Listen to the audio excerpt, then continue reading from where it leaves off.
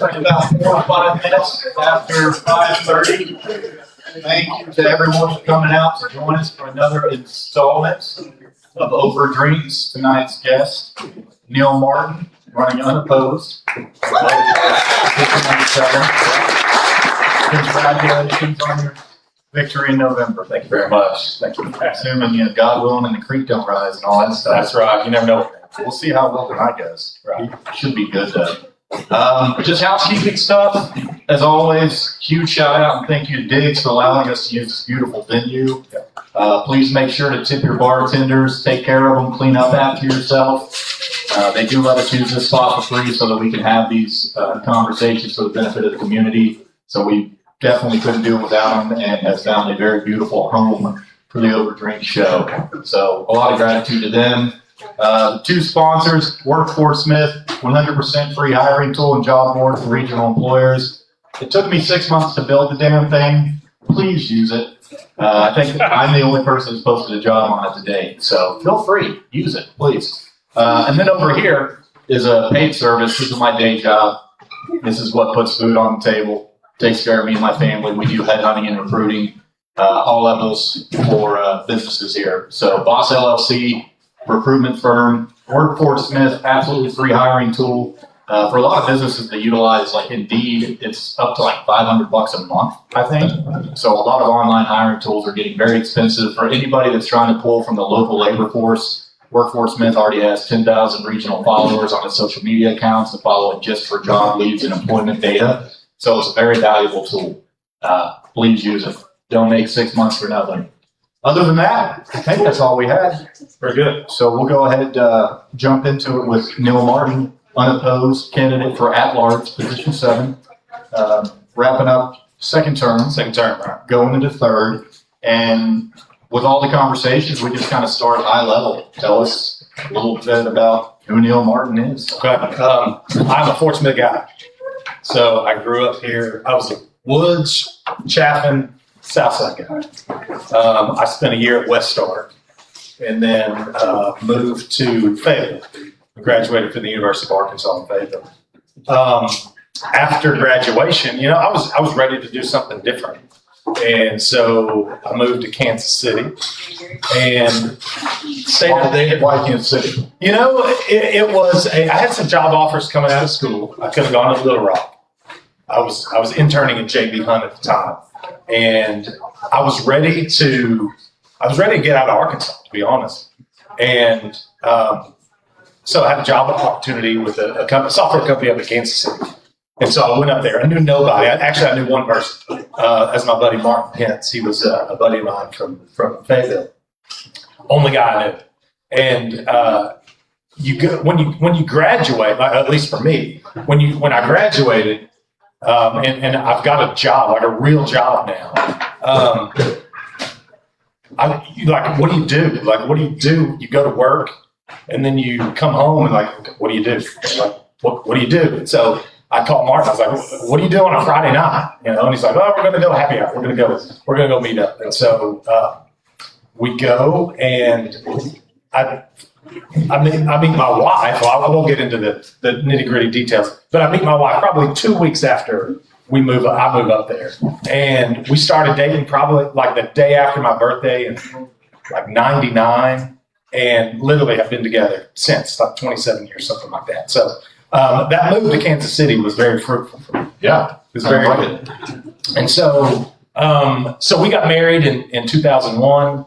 And had 3 of our kids up in Kansas City, and then got the opportunity to come back.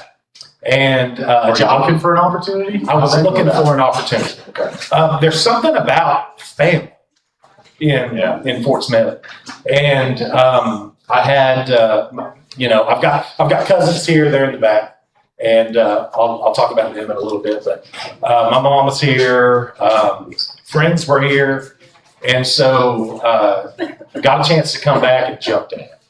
And so we came back in 2010 and had another kid after that, adopted another little girl after that. And so how did you convince your wife, Fort Smith, Arkansas? She was ready to Fort Smith. She was ready for it. I mean, it didn't take much for us. I told her, and we've kind of told the story. All we needed was a Chick-fil-A and a Geno's pizza. And we were good. We were good. We had young kids, and we would just being back home with family. We really didn't have family up there, so it just made it a lot more difficult. And so getting the opportunity to come back this way has been, it's been great. We love it. And still to this day, we love everything about being home. And my wife is a Kansas girl, and she loves being here. She loves being in Fort Smith. We talked about it this weekend. And, it's just, I love being in Fort Smith. I love being back home. My kids are grown, being raised here. It's really just it's been a great opportunity. I get to be close to my mom, all my cousins. And so, it's really been a blessing for us. So Kansas makes some good women out here. They do. She was a Chinook girl. And then a family moved to Grove, Oklahoma, just a couple hours away. Okay. But, it worked out well for me, I would say that, moving to Kansas City.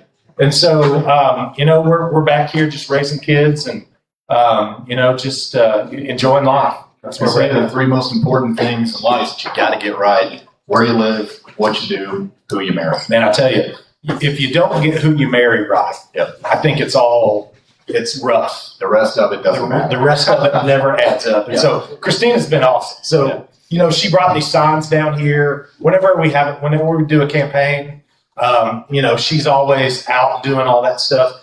She's raised all these kids, and she's done an excellent job of raising them. She homeschooled. So we homeschooled probably, 12 years, 15 years, 17 years. Wow. So she creates me. So we homeschooled most of our kids. Just in the last 3 years, we've had them going to school. And she's an excellent wife, excellent mother, excellent school teacher. She's awesome. Wow. Yeah. Congratulations. Man, I tell you, I hit the jackpot. I really did. Yeah, she was here before helping set up. Yes, so that's awesome. She left before I did. She got here before I did. She's awesome, and I can't do any of this stuff without her. So she's great. She's great. Awesome, man. And I know some of the things that are close to your heart, and we'll just kind of start here since we're on the personal kind of autobiographical journey right now. You mentioned you wanted to discuss foster care. Yeah, so we raised our 4 kids, or we had our 4 kids. Eli's our oldest. Where's Eli? Eli's our oldest. He's 22. Hardest working kid I know, and he's awesome. Lily, where's Lily? She's around here somewhere. So Lily is my 20-year-old. She's in college right now. She's going to UFAS. She just got married this summer.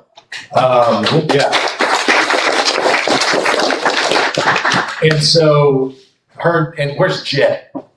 Yeah, there's Jet behind her. So Jet's her husband. They're going through all the stuff, all the new married stuff. You first move in together, like they just moved in, after the wedding, they moved in together. And so they're getting to learn all those those quirky little those quirky little traits.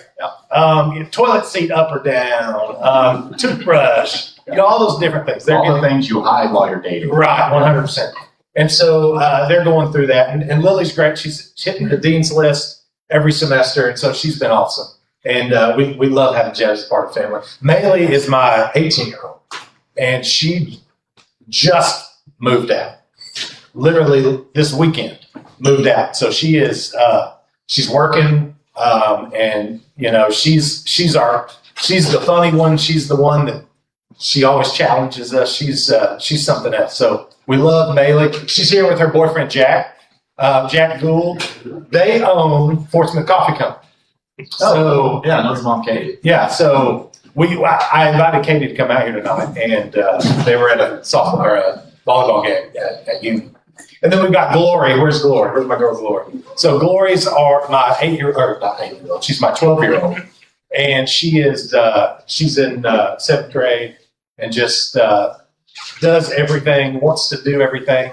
Volleyball, track, you name it. She wants to do cheerleading. She wants to do all that stuff. So Glory's great. She's fun to be around. Elizabeth is our youngest. She's our 8-year-old, and she's in 3rd grade, I think. We adopted Elizabeth out of foster care. We were foster parents. And we started, Christina comes to me one day and she's like, I think we need to foster. I think we need to be a foster family. I said, what are you talking about? And I mean, we already had 4 kids. I was like, that doesn't make any sense.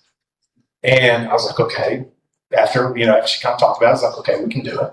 And so in 2017, we opened our home to be a foster family and took, a number of kids in. Yeah. And I would encourage, the reason I asked Miles about this is I would encourage everybody, if you have the opportunity, to be a foster parent. It's not easy. It's not glamorous. There's a lot of late night phone calls. There's a lot of kids coming from situations that we could never imagine.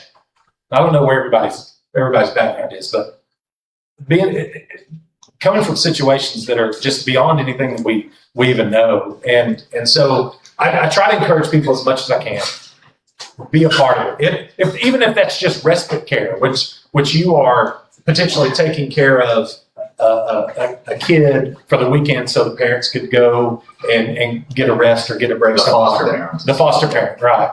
And so, but we got a chance to do that. We had a number of kids come through. And then we had Elizabeth come through. And we had our sister for a while. And, Elizabeth just became a part of the family. And so the opportunity presented itself that, she maybe come up for adoption. And so we got a chance to adopt her. So Elizabeth is all Martin. I mean, she's all Martin. She loves being a Martin. We love having her being a Martin.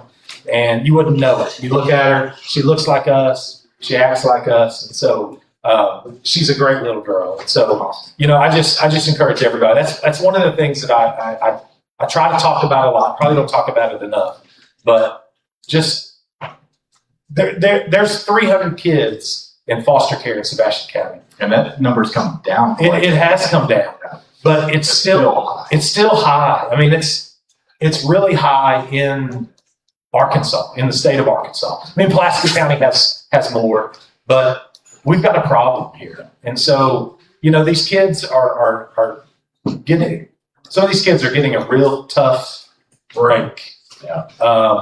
And, whatever we can do to help those guys out. So I would encourage everybody, if you have the opportunity, get involved, be a part of that. And help some of these kids out. I mean, obviously, we need to deal with families. We need to deal with, what's going on in the family. Yeah. But these kids need love. They need support. They need stability. And so I just encourage anybody to do it. I know sometimes one of the most difficult part of fostering, I was very close with some folks that used to do that, and I think still do. But it's happening to watch the kids you're fostering that you've grown attached to go back to that environment that isn't going to be stable. Well, ultimately, what you're trying to you're trying to get reunification.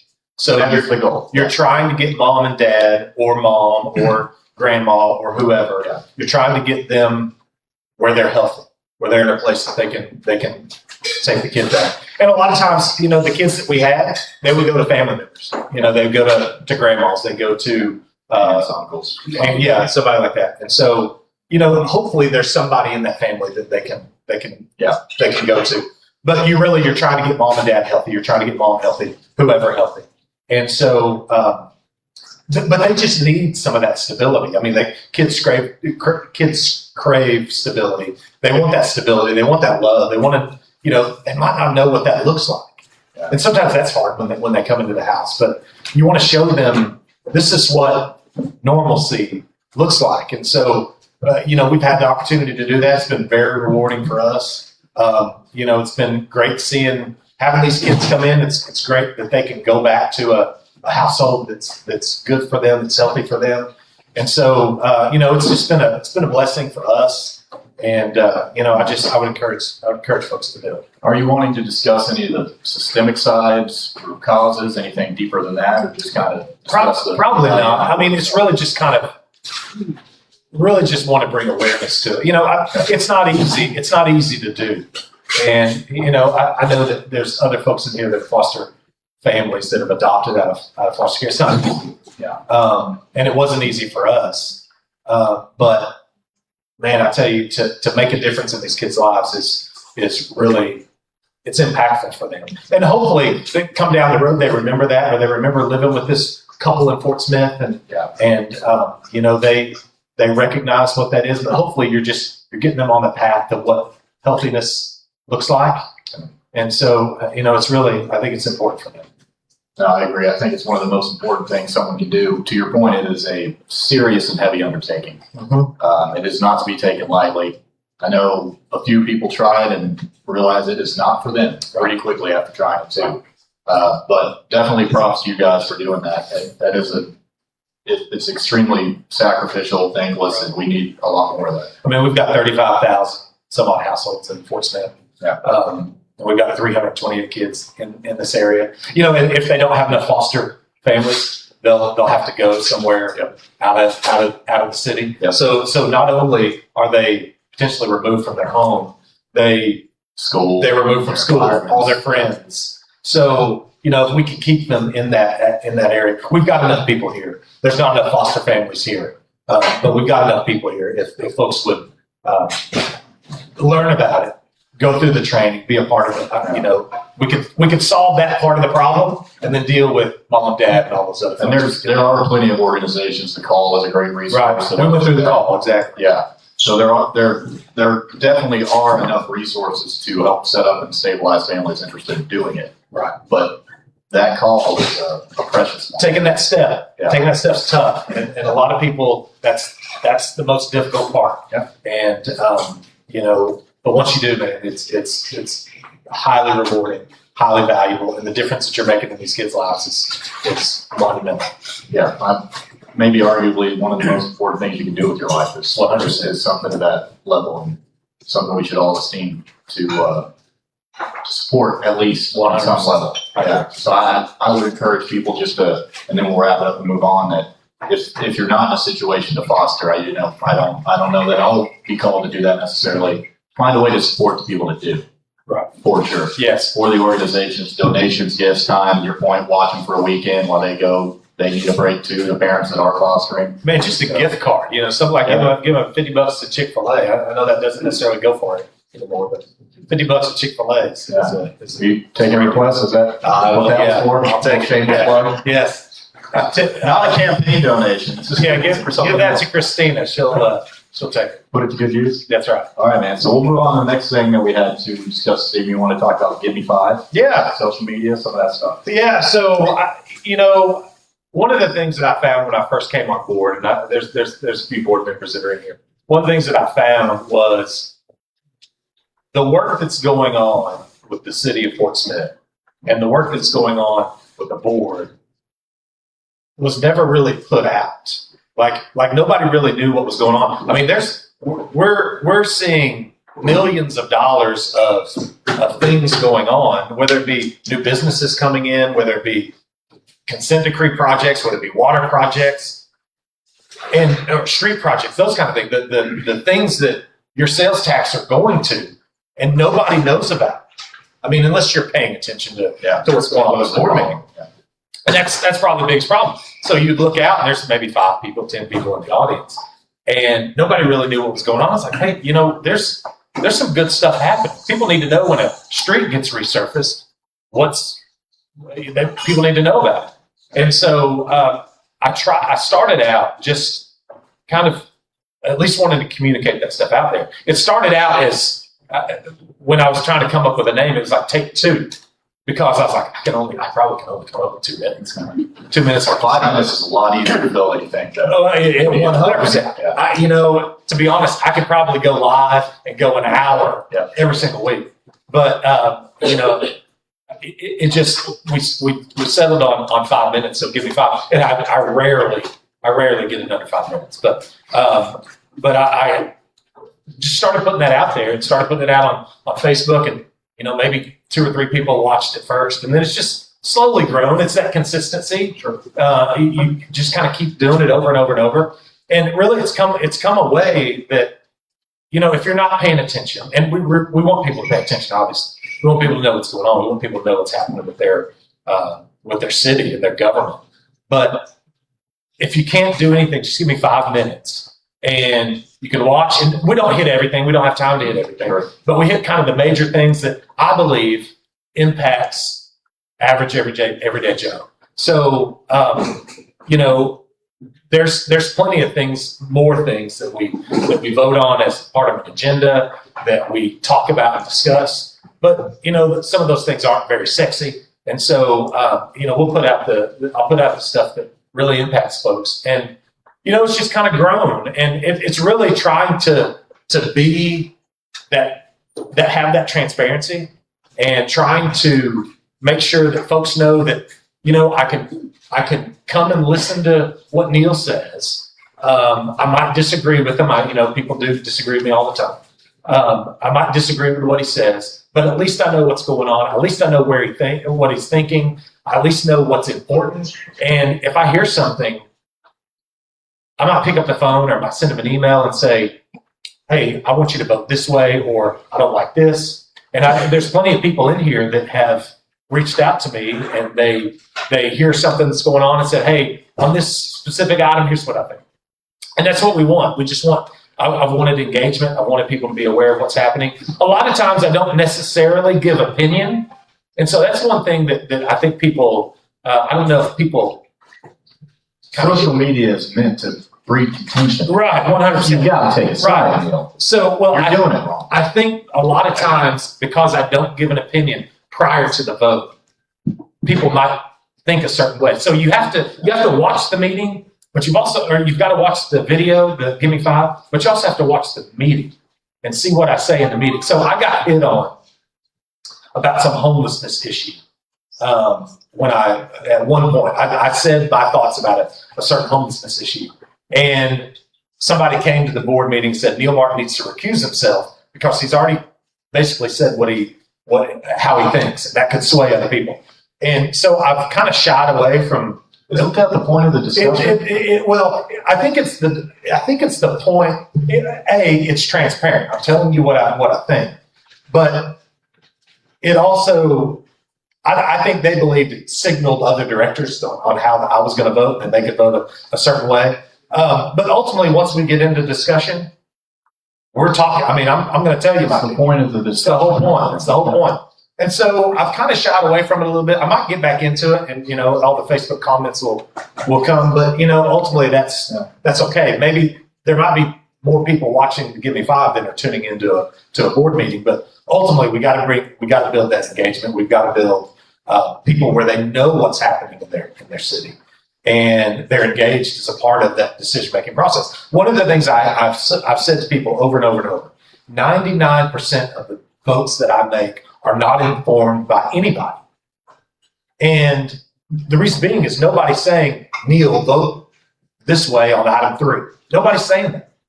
And, I value that feedback. I want to hear that feedback. Yeah. We'll hear it at meetings. I mean, people will come to meetings, but not everybody can make it down. So, the goal is for people to say, I see that. That's what you guys are voting on. Here's what I think you ought to do. Right. And so I would probably say the other directors are, and there's others in the room.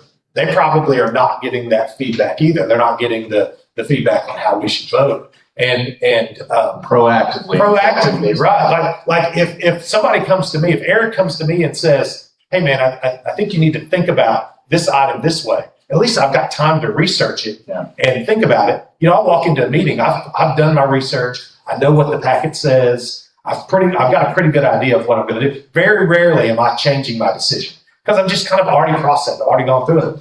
But that's because I've done my homework. Now, that's why it's also important to know who you're electing. So you have to make sure that you're electing somebody that's solid, somebody that reflects your values, because you're going to elect somebody and they're going to make these decisions and you're going to have to live with it. You have to live with it for 4 years. So either, obviously we want people to pay attention, but man, you got to know who you're electing, right? Because if you don't, you're going to have problems, and you're going to be showing up at the board meeting yelling at us and for all those things, which we want. But you got to elect the right people. I mean, that's this kind of engagement where you're learning about who people are, where they come from, what their backgrounds are, what they think, how they think philosophically about things. I mean, it's vital because that's not happening anywhere else. And I hope that through Give Me Five, I kind of build a rapport with people. They kind of know who I am. They can understand the way I think about certain things. They can see how I vote. And, we kind of build that camaraderie. I know that I can trust Neal Martin kind of thing. And I know how Neal Martin's going to vote. I might disagree with him, but I know how he's going to vote. And I can trust that. That's really what it all kind of rolls into. It's not just telling you what's going on, but do you trust the person that you're listening to that is making these decisions on your behalf? Is he or she, are they representing you well? And that's ultimately what we're up there doing. We're representing these 90,000 people.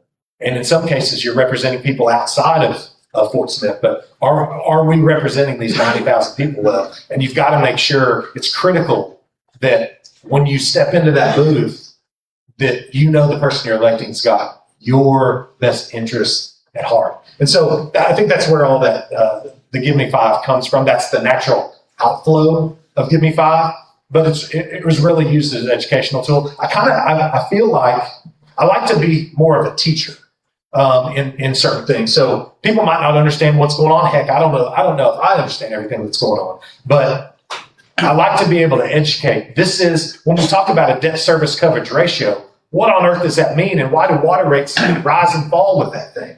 Being able to explain some of that stuff is part of what I want to do through Give Me Five. And so, I think it's been good. I encourage everybody, follow me on Facebook, Instagram, TikTok. You can find me on YouTube even. Go out there, find me. Every Sunday we put a video out. I'll put a video out. Lily used to be used to edit it and do all that stuff for me. And she graduated and now she doesn't do it for me. So I'm doing it all myself. But I put it out there every Sunday, unless we're out of town, something like that. And I hope people can rely on that as an information tool that they can use and are better informed because of it. I appreciate it. I've followed it. I found it helpful, insightful. I mean, your point's very high level. You don't get in the weeds. You just kind of brief everybody on what's going on, what to pay attention to, what's coming up. Yeah. But it's a really good bite-sized kind of snapshot of kind of the things that are going on at that time. So I've appreciated them. I'm not as terse as you with my words. I'm doing something. That is saying something right there. And it is. I don't know if it's a compliment. It's probably not backhanded towards myself. But you inspired me to start doing a weekly series on Workforce Myth where I discuss workforce things, labor market things, stuff like that. My first video was like 35 minutes. And I was like, oh, man, I can't keep it short. There's so much to discuss. So I got a lot to learn from you still on that. Well, let me tell you, I edit out a lot of uhs and ums and you-knows. That don't get me down to 33 minutes. That's not going to do it. Well, really, the goal is to give it to somebody in bite-sized chunks. Put it on 1.5x, 2x. Listen to it in the car on the way to work, something, and you've got everything you need at that point. But yeah, I mean, it takes time, and really, you start it, man. Nobody was watching. Nobody was watching, and there still might not be very many people watching, but you've seen it grow over time, and so eventually it starts to catch on, and things like what you're doing. I mean, that deals with jobs and people working and salaries and all that kind of stuff. To your point, not very sexy. Not sexy. Government's not sexy. Correct. You don't want it necessarily to be sexy. Yeah. But sometimes there's some things that pop up that are really critical that people need to be aware of and understand. And so hopefully that's a tool that folks can use and brings some value. I tell you, I would love to sit down for an hour and do a Q&A over the agenda item that we're the agenda that we've got tomorrow. I love it. I mean, it'd be awesome. We We've got get an hour into coming up weeds. after this. So. Let's do it. We'll extend this thing out. I like it. I'm here all night. I think one thing you were touching on that was referenced a few times there, in spirit at least, was the importance of representative democracy. Yeah. Of understanding who you're voting into office, because one of the reasons we vote individuals into office, and not everybody can be actively day-to-day represented, so we elect people to represent us in those capacities. It's not that we're necessarily absconding or circumventing our own responsibilities of being engaged citizens, but we are electing someone to place trust in full-time taking ownership of these responsibilities and roles. To your point about a well-informed population, it's absolutely critical. Right. The city has been doing better, I've noticed recently, in getting the word out about finished projects, about things that are coming up, about the water leaks, about things of that nature. Maybe because they've realized that the populace sort of needs that as well. To your point, if they don't know where their tax dollars are going, and especially when we're having budgetary issues and all these things that are laughable that occur sometimes, it's really important for the citizens to understand where their tax dollars are, especially when budget reductions, budget cuts, things like that have to come. And we can kind of slide into that topic of budgets, finances, some of the cuts that had to be made recently to departments, eliminating the vacancies, some cuts to fire, police, things of that nature that a lot of people got, pretty up in arms about, pretty frustrated. And to your point, proactive involvement in conversation, you see these things coming down and understand the decisions that have to be made, so it's not as reactionary whenever those things do occur. But while we're here, let's talk about some of the budget issues the board's been wrestling with. I know that the first budget that came in was over with the revenues we're going to be able to justify by $8 million or something like that, $9 million, had to get it back down. What leads to that? Is it sort of a wish list that they're trying to get past? Are these things to where bloat has occurred over the course of the past year? Is it just rising costs? I think the answer is all of the above. I think we saw costs rise. As we get into talk about water rates and things like that, the same thing that you saw going to the grocery store, over the past few years is the same thing that we saw from a water pipe, chemicals perspective. And so those costs start to rise just like everything else. And so as we're feeling it with food prices, our utilities department's feeling it in it just in a different way. Yeah. But costs are rising, costs are going up. With the budget, we were really trying to get a balanced budget in 2026, especially on the general fund side. So I couldn't vote for the 25 budget because revenues were not keeping up with spending. And so I didn't vote for it. There was 3 of us that didn't vote for it, me and the 2 cat Savises. And if you'll hear me call them the 2 cats. Because in my notes, when I'm talking about a 4-3 vote, normally a 4-3 vote, it's me and the 2 cats. So my shorthand for the 2 cat Savises are the 2 cats. There's G cat and there's C cat. So we couldn't vote for that budget in 25. Spending was way high. It passed anyway. It passed on a 4-3 vote. But we were making those decisions in 24. So Carl Geffin was still here. It was right before he was relieved. And so we passed that budget in 24, a 4-3 vote. And as Jeff Dingman is in place, we're saying, Jeff, we've got to have a balanced budget. And so what Jeff did is he went and looked and started cutting. And even our CFO, Andy Richards, was basically saying the same thing. We can't continue this level of spending. And so we started cutting a number of things. And we cut midstream, we cut mid-year in 25. And then going into 26, we as we're preparing, going into 26, ending 25, going into prepare that 26 budget, we had to make some difficult decisions. And that was 71 unfilled positions, among other things. I mean, we're cutting a number of other things, but the easiest thing to gravitate to is 71 positions that were unfilled, and they crossed all of government. Yep. Some of that was police, some of that was fire, but it crossed all of government. And so we had to make some difficult decisions. We weren't terminating anybody, we weren't laying people off, but we had to make certain decisions for the long-term benefit of the city. And so specifically around the general fund. And so we were able to balance it operational, which was good, but that came at a price, to get a balanced budget, some things have to happen. And we didn't want to cut positions, but ultimately we did. And so hopefully we're getting on better footing. I mean, there's still some challenges that we have as we're going through the budget, and things pop up that were not budgeted that we've got to kind of figure out.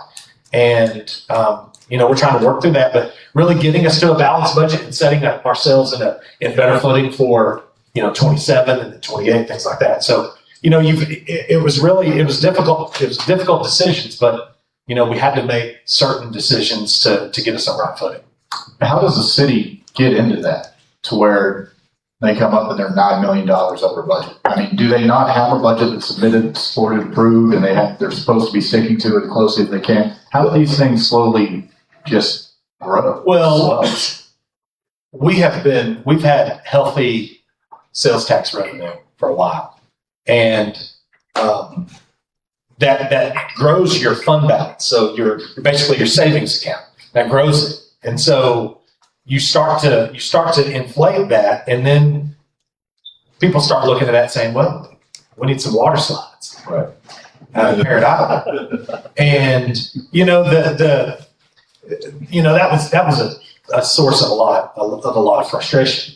But you start to see that blow.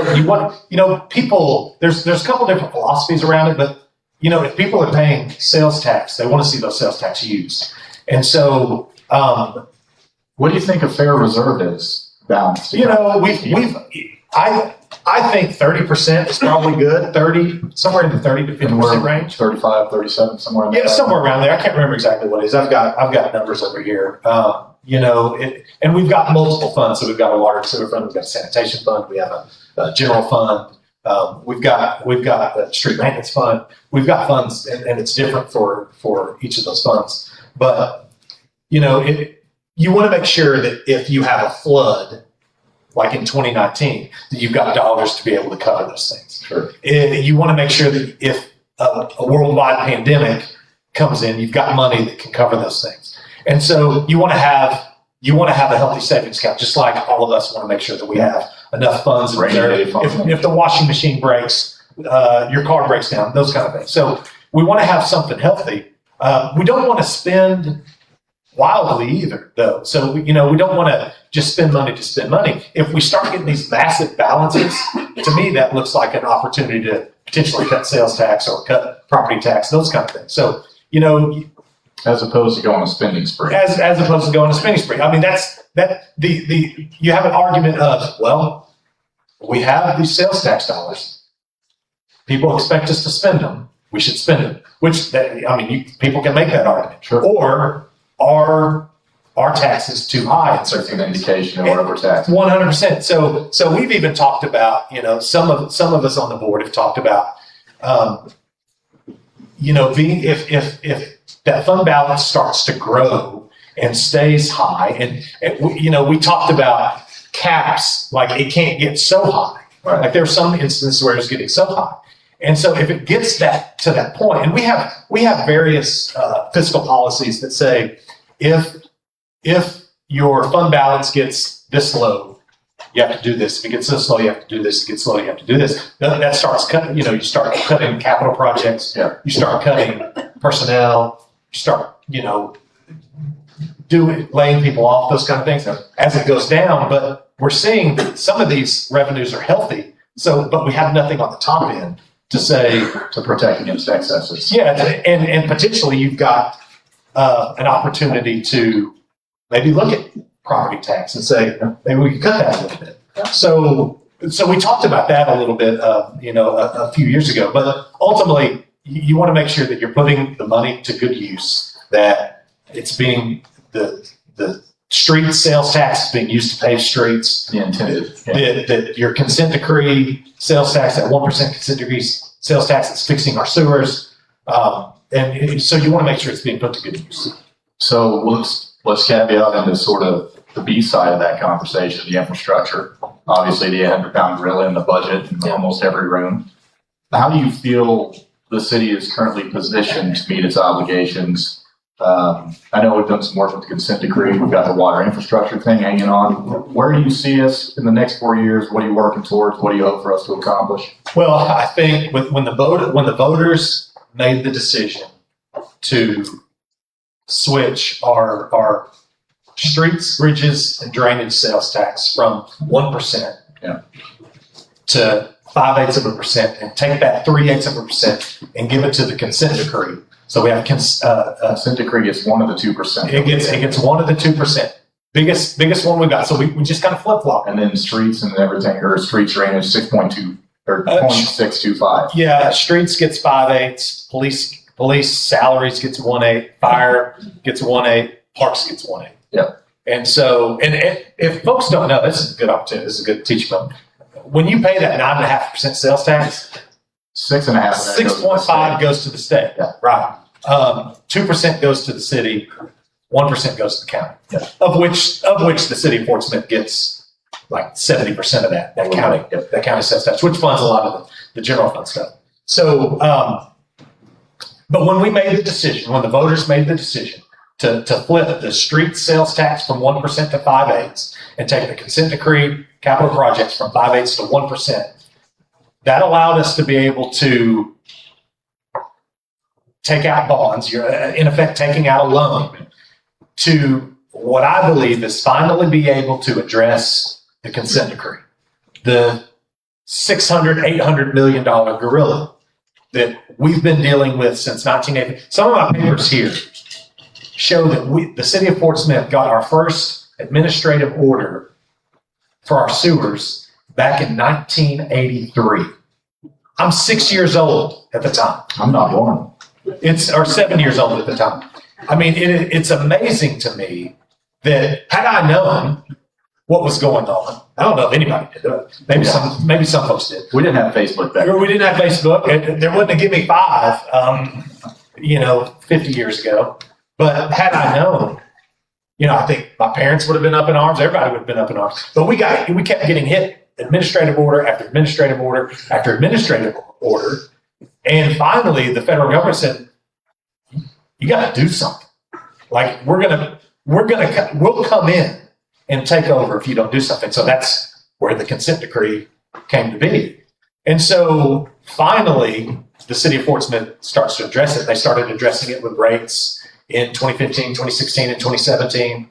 And then we allocated some sales tax, but getting that sales tax to 1% allowed us to be able to finance bonds that should allow us to be able to finally pay and complete the work for the consent decree. We got an extension we got the consent decree finalized in just like last week. We got the agreement sign off from the EPA, the DOJ, and the city to finally come to agreement on timelines, costs, all those kinds of things. So I feel like with these financing of these bonds and subsequent refinancing of future bonds, we'll be able to get the consent decree work by 2030. I think it's 2034, 35, something like that. We'll be able to get it done. So based on reasonable projections, our current obligations should be met through the amendments we made to the tax and the revenue. Yes. Now, the downside of this whole thing, this is what people were probably frustrated about, was we have to finance these bonds for 30 years. I mean, we looked at these numbers many different ways. We looked at them just rates only. And rates only, we would all be like $700 water bills. It'd be nuts. So we were looking at various combinations. We looked at just raising it to keeping streets, bridges, and drainage at 1%, and raising the consent decree to 1%. That would have raised our sales tax to 9.75, something like that. But we were able to do it without raising taxes. I know rates have been raised. I get that. But really, I think what we looked at was the impact on the citizens. And if we could do it without raising sales taxes or property taxes, to me, that felt like a good deal. There are some trade-offs we're going to be paying on this for a while, but we were able to do it in a way that didn't raise taxes, and we could finance it in a way that we could get it done on time and come into agreement with EPA and DOJ. One of my favorite lines is there are no solutions, only trade-offs. And I think that's a reality that you have to go into these things soberly with a sober mind, understanding there's not going to be this magic switch you can flip, pixie dust that will get you out of it. You're going to probably have to feel a little bit of pain to actually get through. Well, and if there was a way that we could have done it in 12 years where we just paid on it in 12 years, I think the board would have done it, but it's just not financially feasible. And so doing this was the least pain on folks. I understand the arguments that people had against it. And, I think that it's valid points, but we're trying to make the best decision. I mean, when we're looking at these things, I take my family into account. I mean, I am the primary breadwinner. We're raising, my wife and I are raising 5 kids. We've got college. We've got kids in school. All the things that go along with raising a family. I get it. And so I look at it and say, what's the least amount of impact for these families that are out there? How can we lessen the burden on them? And so that's the calculus that I'm trying to make as I'm going in to make these decisions. And that's really what drives it. So if I can make this work without raising taxes on somebody, that's what's going to be the driver for me every time. Well, and then you also have to consider demographics, right? I mean, data. We're not a wealthy population. And most individuals in this community live paycheck to paycheck or very, very close to it, meaning that all their money is being hit by a sales tax when they're going through with these transactions. So the more that is, the more that actually impacts them, even on a percentage wise. Right. And you have to think about it. I mean, we see all this data. We see, that information that comes through. And so at least mine, I'll just speak for me, is what's that family, that household that has 2 kids that are young, that maybe just started their career. How are they able to make it? How are they able to afford things? And keeping costs down as much as possible is really a good goal that we should all strive for. Well, I mean, while dealing with these massive challenges. Yeah, but you've got to keep the future in mind. Right. You don't want to mortgage the future at just convenience of the present. Right. You also have to have a future. Right. And we don't need to get ourselves into these situations where the federal government comes in and says, if you don't do this, we're going to do this. Right. Which, that would have been awful. I mean, when Washington is dealing with your water and sewer department, they don't care about the equation. They are 100% removed. Yeah. Right. And so how do you feel that Washington's helped us? I've seen you share some things about a couple of the representatives we have down there that have assisted with getting some funding for some of these projects. Yeah, so I'll give a shout out to Congressman Womack. Chris Bader over here is Congressman Womack's representative. Chris is a good guy. Congressman Womack's a good guy. They'll help us out. They try to help us out. So we just got $3 million from Congressman Womack, $12 million from Bozeman, specifically for the water transmission line that we're working on. It's important to have those relationships, not only with, we want to make sure that we've got good relationships with Justin Boyd, Jay Richardson, Zach Gramlich, Cindy Crawford. We want to make sure that we've got good relationships with them so they know the issues and challenges that are affecting us here locally. I know they're on the state level, but we need them to advocate for us there. We need to advocate with Sarah. So Sarah needs to know the things that are going on here, but that are happening in Fort Smith. But we also want to go to those federal partners, and we try to go up there. We try to get up there every year. We don't have anything on the calendar this year, but it's important to sit down with them, sit in their office, and it's not necessarily them. The one thing that I found about DC is this country is run by 20 and 30-year-olds. It's crazy. You sit down, all their staffers are 20 and 30 years old. These are the guys that are writing legislation. These are the folks that are informing our senators and congressmen.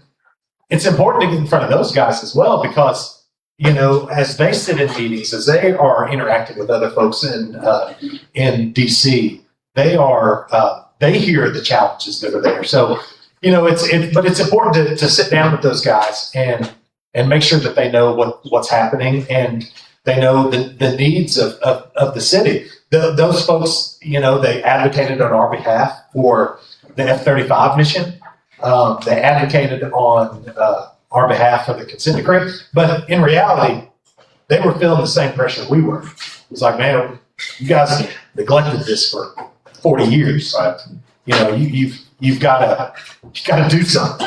And so, they would help us out as much as they can. And then now, when we're on the back end of that, if there's dollars that come available, we can ask. And everybody's got issues. Every municipality has issues, and so they're trying to balance out an issue with West Fork versus Fort Smith. They're trying to figure that out themselves. So, do you want to jump into your views on the expenditures for city directors going to DC and those trips and the costs? I know that's been a talking point. Yeah, it's been an interesting talking point.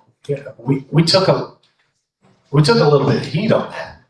I can understand it, but when you look at the return that we've had, and I'm not saying that us 4 or 5 directors that go are the magic bullet that gets this money returned back to us, but making sure that we're having those communications there is vital for them to hear.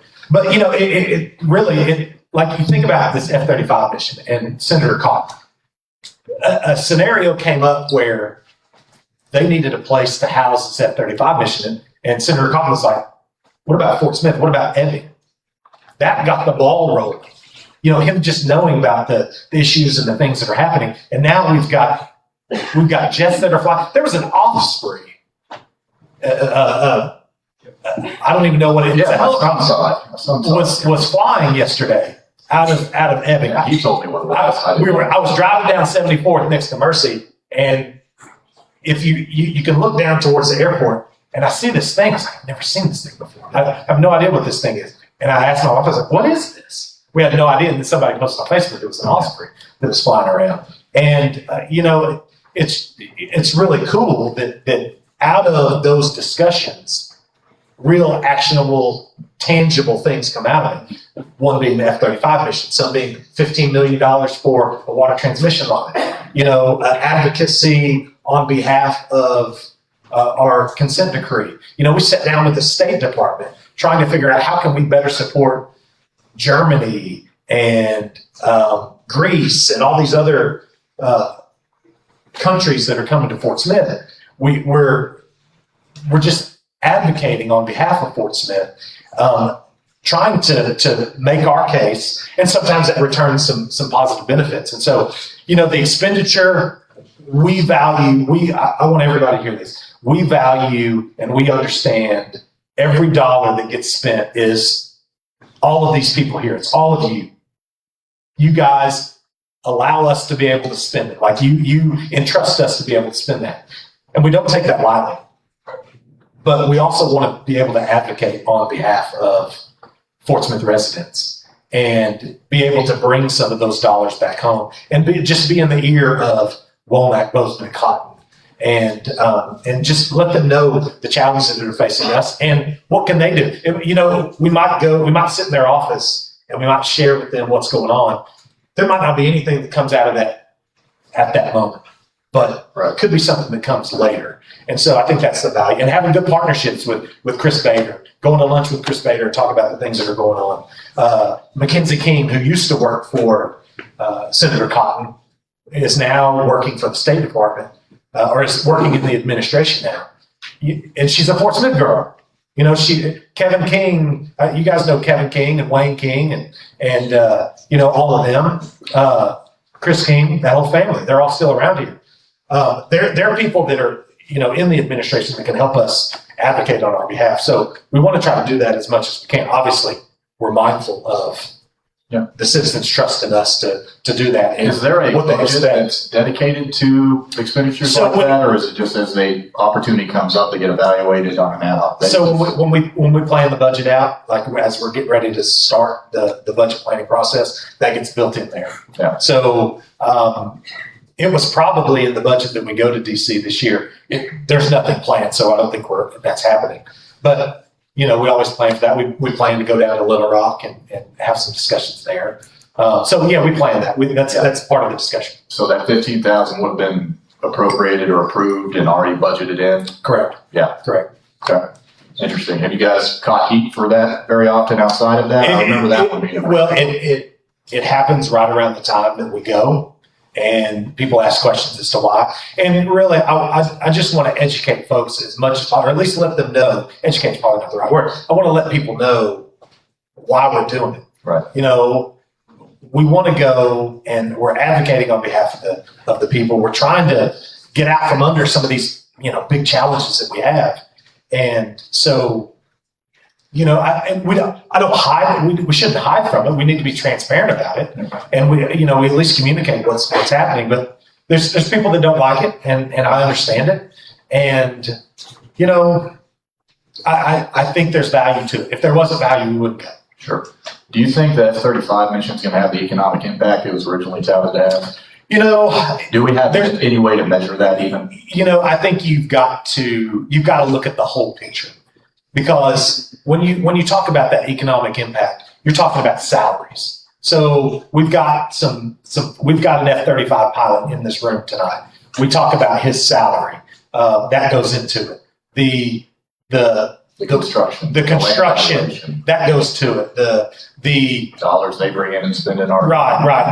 When the Secretary of Defense or the Secretary of the Air Force flies in here and goes out to dinner, all of that. I mean, all of these different things are going into that. Was that number provided by DoD, Department of War, whoever, or who was that? Man, Any idea? I've heard it thrown around in a lot of different capacities. Yeah. I'm not sure where I it think started it came from. locally. I don't know the AEDC, some site selectors, if that came straight from the federal government and their kind of estimations. What sure? Yeah, I'm not 100% sure either where exactly it came from. But I think the one thing to think about is we're still at the early stages of this thing. Very much. And so it'll continue to grow. The Philippines aren't the Philippines. Singapore, thank you. The Singaporeans aren't even here yet. That's a permanent mission. So we're going to have a number of Singaporeans that are living here, and we got people that are moving in to train these pilots. So we're still on the early ends of this whole thing, and there's just a lot that goes into that calculation. And I know there was a pretty large construction contract that just got awarded out there at Ebbing again in the last week or two. I mean, it's like you're these things just, there's always things that are moving. There's gravity to it. Yes, Yeah. yes, there is. And I'm very hopeful that a new industry cluster will develop in Fort Smith that'll help break us out of this sort of stuck in an older blue collar type of work, because we need new economic investments. We need new industry. We really need that to grow. Well, we just related to this, Lockheed Martin, announces 100 jobs early on.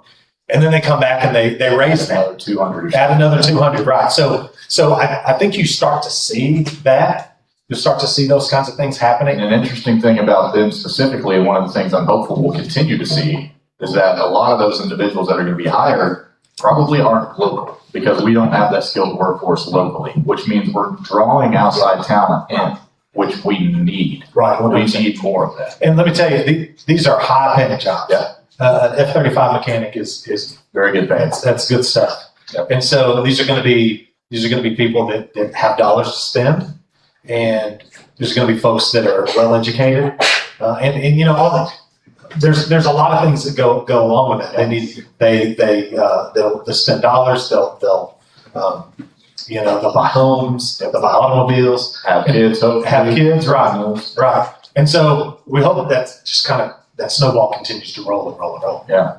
And we there's probably things that we aren't even aware of now that will be happening because of this. Yeah. And This will be a good thing for us. I've heard it anecdotally said. I've tried to find stories. It's hard to find real actual data on this because a lot of it was Department of Defense projects back in the day. But an area like Orlando has heavy investment of tech, entertainment, Disney, all this stuff. And I've heard it said that one of the reasons those investments started to gravitate there was because of the infrastructure the military had built out with its fiber optics and everything else that allowed these other things to sort of tap into it. And so I'm interested to see what that area looks like in 20, 30 years. Right. And from an infrastructure perspective, a lot of things as it relates to this base, that base needs to be hardened to be able to, if a disaster happens, it still has to function. There are grants that are available to us. There's probably about 12.9 million that is potentially available for us that we'll find out here in the next couple of weeks that will help support our water transmission line. So there's other things like that related to this mission that it's not necessarily, related to F-35 flying out of here, but it's related to getting water down. And so we'll get to benefit from that if we get this 12.9 million. We'll be able to benefit from that by replacing this water transmission line. I've asked this question on a couple of conversations I've had because I am curious if there is a reciprocal arrangement that could be made with similar strategies, bringing in organizations that would benefit from making investments into helping us solve that problem. Data centers an obvious one because they use a lot of water, but nuclear is another one. They use a lot of water. It's one of the reasons I was really frustrated a year or two ago when the board and the chamber, I think, on the record said, hell no. That was nuclear waste. Nuclear waste reclamation is what we're looking at. There's another part of that, which would have been an entirely new industry.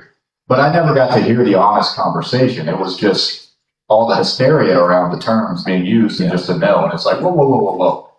Can we evaluate the economics and the actual potential long-term value of adding this to the community if we can find the right place? We've got a lot of land with Chaffee, but I never heard that conversation. I'm curious where you draw the line between the hell no on certain things, data center will say, because maybe that one's in the future. I know you guys are having some discussion around that right now. Yep. But if they were able and willing to make investments that would be mutually beneficial to us getting to our goals, which would alleviate maybe some taxes and some service rates to the citizens. I mean, how do you square an opportunity in your mind that comes with maybe, again, a trade-off if there's no solutions? Yeah, I think we've got to evaluate all those things. I mean, we've got to look at the long-term benefit, costs associated with that. I think every one of those are different. So I think we have to look at it from a what's best for the citizen enforcement. So let's just take a data center. Right now we can't. It won't work. It won't work. We're having, in the summer months, water related items, which I think is why it's important to talk about, or relevant to bring them up. Maybe not important, but it's because they would have to invest in the infrastructure to get it to where they needed it to be. And investing in that infrastructure ultimately comes with a cost, right? So we're looking at hundreds of millions of dollars for a water transmission line. And it's not just the water transmission line, it's being able to treat the water, right? So that goes hand in hand with it. And so, when we were talking about a prison, when there was a prison being talked about over in Johnson County, Franklin County, thank you. That was Michael Tilley, he gives me on Johnson County. That was one of the things we have to square away. Would we have the water to be able to support it? Right. And so you have to look at those things. So do we spend a couple $100 million or $400 million or $500 million to bring us something? What's that cost look like? What's the impact on me and my family? And is it worth it? Is a data center going to bring me 1,000 jobs? Is it going to bring me 100 jobs? We would want to look at all of that. I think there's a lot of negative against data centers right now. Sure. And there's a number of different kinds of data centers, but we'd have to look at all of those things. Is it going to be a positive benefit for the citizens? Is it going to bring economic development? And I think the F-35 has been a good, we've spent dollars. We spent dollars on the F-35 mission. The F-35 is louder than any data center is going to be. Yeah, it is. It is. We've spent money on extending the runway. The state provided some dollars for that. So we're spending money for some of those things. And for these types of projects, we would probably do the same. Is the cost, does that equate to the benefit, I guess? Yeah. Well, and my immediate thought, and maybe it's Pollyannish and overly optimistic or naive, maybe both, would be that they're not exactly in demand with people trying to bring them to their communities. So there's a lot of leverage in that conversation to say, well, we're not going to build it out, but if you want to build it out, that would be very helpful for us. I thought. As we travel, my wife and I just got back from Colorado, and as we've been to Nevada, as you go to California, those folks are dealing with water issues, real water issues. And I mean, a lot of people are dealing with water issues right now. And we have an abundant supply of water. Now, getting it here is a challenge. We don't want to risk that. We don't want to risk that future. But, I think one of the things we talked about a few years ago was marketing ourselves because of the water supply that we have and bringing industry in here that could benefit from that ample water supply. They can also provide jobs and all those different things. I mean, when you fly into Vegas and you see the water line, how it's dropped significantly, and how, I'm in Colorado, I'm in Denver, I'm in Winter Park, and they're having water conservation. You water every other day. I mean, they've got all this snow melt that happens every year.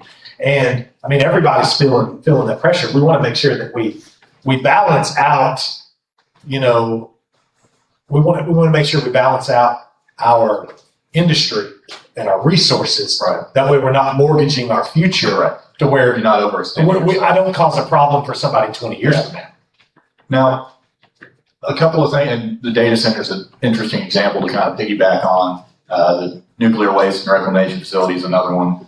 Those are obviously the most polarizing examples I could probably come up with.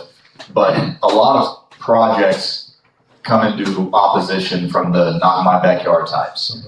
In preparation for this, I was kind of reminded of the Zagat Landing, I think it was called. Never heard it pronounced, only read. So apologies to whoever I butchered that up. It's a beautiful name. It was being proposed off Old Greenwood in Boston. Oh, yeah. And it's going to be it started out as an 8-story project, became 6-story, and it was going to be upwards of $10 million private investment, and ultimately didn't go through. The planning commission, I think, voted against it. No, I think it's happening. Is it going through? Yeah. Okay. So using that even as an example, whenever private investment meets against the not in my backyard type stuff, what's the city's role in working through that? Well, obviously we've got to make the decision. I mean, obviously the planning commission goes first, and then sometimes they'll turn things down and people will appeal to the board. And so the board ultimately makes the decision. And there's different philosophies on the board. I'll say this. One of the things that really drives me is when you have a large group of people that come and express concern about something. Yeah. And, that really tells it's hard to bring people together. It's hard to galvanize people around something. And so when a bunch of people are reaching out, when Next Step tried to put a homeless shelter right off of Towson and E. That neighborhood activated. They sure did, 100%. I mean, they reached out. And the thing is, we're dealing with people's livelihoods. We're dealing with probably most people's largest asset, their home. Yeah. And I'm very careful about what I do, the decisions I make to your house and your house, and what I put around your kids. And so I really look hard at citizens when they're coming to me in large groups. I mean, we'll have ones and twos come, but when you have large groups of neighborhoods coming out that are saying this is detrimental, I really listen. I listen to it. Now, that doesn't always make the decision, but man, I tell you, that tells me a lot. It really tells me a lot. I've heard, for probably my entire professional life, 20 plus years now, God, I'm getting old, that a lot of people are frustrated with the development of Fort Smith, its amenities, its quality of life that it's offering. It feels stale, stagnant, hasn't been growing. A lot of people won't invest here. Blame it on whatever scapegoat you want to conveniently blame it on. What can the city realistically do to help motivate investment, help maybe better communicate the value of those investments, to help get us over that hurdle to where we can see, use your words, tangible, actionable, real growth actually kind of start occurring that people feel, because the emotions are extremely important, can feel proud of. One of the things that I think has happened is, I took a few notes on it. There over the last 5 years, there has been significant development in the city of Fort Smith. I mean, let's look at just some jobs real quick. So, Hydro conveyor systems. Anybody know where they're located right now? The old Whirlpool building. The old Whirlpool building. Yeah. What was an awful thing for the city of Fort Smith. Thousands of jobs were lost because of Whirlpool. We've got a good story going in with Hydro, and then there's other companies that are out there. They looked at 13 states and chose Fort Smith. $20 million expansion there, 350 jobs. Mars Pet Care announced a $145 million investment, 120 new jobs. Then they came back and did another $117 million and 142 jobs. Weather Bar, $10 million expansion, 100 jobs. Local company. Mercy. I mean, I drove by Mercy every day, and those massive cranes were there. Yeah. And Mercy's investing $186 million into that ICU. Thank God with the news with Arkansas. 100%. We need them. 100%. So $186 million there, $41 million cancer center that they invested in. And so we're seeing there are good stories that are happening. Sam's Furniture. The thing that, Sam's Furniture is a cool story. Not the fact that I love furniture stores. That's not furniture stores it's a furniture store, right? But what happens is these companies do analysis and they look and say, can I make money? They do. In Fort Smith, Arkansas. Income, discretionary spending, all that. 100%. And so they made a decision to move down here on Phoenix. And so they're selling some. Bass Pro comes here. The Amazon Distribution Center, $10 million. We're seeing this stuff happening. I think a lot of times we look at all the warts that we have, and we focus on those warts. Man, there are these good things happening. Are we there yet? Have we crossed the Rubicon? Are we just in just utopia now? No, not by any stretch of the imagination. Yeah. But things are happening. That ball's I believe when I-49 gets that bridge and that part done, we are going to see investment along that corridor. You're going to see from Alma to Spiral. Yeah. You're going to see massive growth, and we're sitting right there in the middle of it. So, I mean, there's a lot of things happening. The Slackwater Harbor is happening. If we could get one of the things that we want to talk to our federal partners about is dredging the Arkansas River so it's down to 12 feet, so you get bigger barges in. Yeah. Right. So there's a number of things that are happening here, and I know that the dredging of the Arkansas River is not happening now, but there are things that we want to ask for, we want to have happen. But there's a lot of things that are happening, and I look at those things as positive. So when I get a building permit report every Monday, and it was like this Monday, it was like 2.8 million, something like that. I look at that like people are investing, people are happy. We need that to get up. We need to get higher. I mean, and as you're looking at 21, 22, 23, building permit valuations just skyrocketed. I mean, we were setting records that have never been seen before here in Fort Smith. And so we've seen good things, and we're seeing good things. We've kind of leveled off a little bit, 24, 25, and 26. It's kind of leveling. It's kind of plateauing a little bit. So we want to push that up a little bit. But there are good things that are happening here. That story doesn't always get told, and I do like to tell those stories. A lot of people will come to me and say, "Well, what about X or what about this?" And all you're doing is saying positive stuff. I mean, I get the warts. You get plenty of it. And you go on social media, you're going to get all that stuff. You're going to learn everything wrong about Fort Smith on social media. But there's also some good things that are happening. So I want to at least try to highlight that. And I know you're on to talk about downtown, or we want to cover riverfront development. Any ideas there, or just downtown more broadly that and homelessness, which to me those two are sort of geographically at least tied together. Yeah, we got Main Street Fort Smith did a survey of people that come downtown, and one of the things was homelessness. And so, that is a big barrier. I think there's a lot of women that are in here that wouldn't feel comfortable going downtown because of that. I'm down there every week, and we're down there for board meetings, and I don't see it as much, but I know it's there. I know it's there. And I'm at Casey's. 100. Yeah, right. They're at that Casey's. They're right next to Next Step. Yep. And so we do see that. Now, there's some positive things coming with that. Next Step is changing their mission. Yep. So they're no longer going to be that day room where people come in and just get food and hang out.